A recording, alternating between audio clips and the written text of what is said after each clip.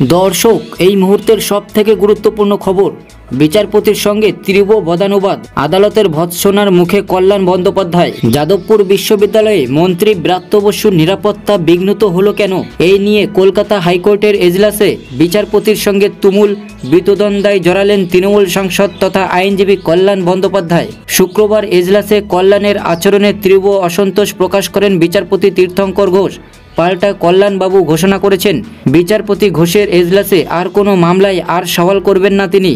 গত রবিবার যাদবপুর বিশ্ববিদ্যালয়ে কেন বিঘ্নিত হলো মন্ত্রী ব্রাত্য বসুর নিরাপত্তা, এই নিয়ে আগেই প্রশ্ন তুলেছিল কলকাতা হাইকোর্ট। কেন প্রোটোকল মেনে মন্ত্রীর নিরাপত্তার ব্যবস্থা করা হয়নি, তা নিয়েও প্রশ্ন তোলে আদালত।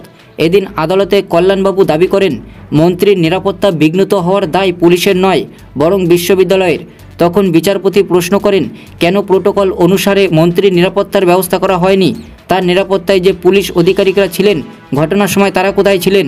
জবাবে কল্যাণ বলেন, রাজনৈতিক নেতারা অনেক সময় ব্যস্ত থাকেন, বিশ্ববিদ্যালয়ের ভিতরে কর্মসূচি ছিল, তাই হয়তো পুলিশ আধিকারিকরা ভিতরে ঢোকেননি। কিন্তু এই যুক্তি মানতে রাজি ছিলেন না বিচারপতি ঘোষ। তিনি বলেন, এসব যুক্তি গ্রহণযোগ্য নয়। এরপরই এজলাসে তার স্বরে চিৎকার শুরু করে দেন কল্যাণ, যাতে তীব্র ক্ষোভ প্রকাশ করেন বিচারপতি ঘোষ। বিচারপতি ঘোষ বলেন, গঠনমূলক সমালোচনা গ্রহণ করতে না পারলে তো কোনোই কথা বলা যাবে না। তখন কল্যাণ হাত জোর করে বলেন, আমি এই এজলাসে আর কখনো সওয়াল করব না। বিচারপতি বলেন, আপনি ইচ্ছা করলে সওয়াল করতেই পারেন। এই ঘটনা নিয়ে কেন্দ্রীয় শিক্ষা প্রতিমন্ত্রী সুকান্ত মজুমদার বলেন, কল্যাণ বন্দ্যোপাধ্যায় লোকসভাতেও এমন চিৎকার করেন যে পশ্চিমবঙ্গের সাংসদের লজ্জায় মাথা হেঁট হয়ে যায়। উনি ভাবেন চেঁচিয়ে সমস্ত তর্ক জিতবেন, কিন্তু উনি জানেন না যে ওনার যুক্তিকে কেউ পাত্তাই দেয় না। দর্শক, এই মুহূর্তের গুরুত্বপূর্ণ খবর। নবগঠিত কোর কমিটি স্থগিত করে মমতা বার্তা দিলেন প্রবীণ নেতাদেরও। অভিষেক বৈঠক ঘোষণার পদ্ধতিও আলোচিত।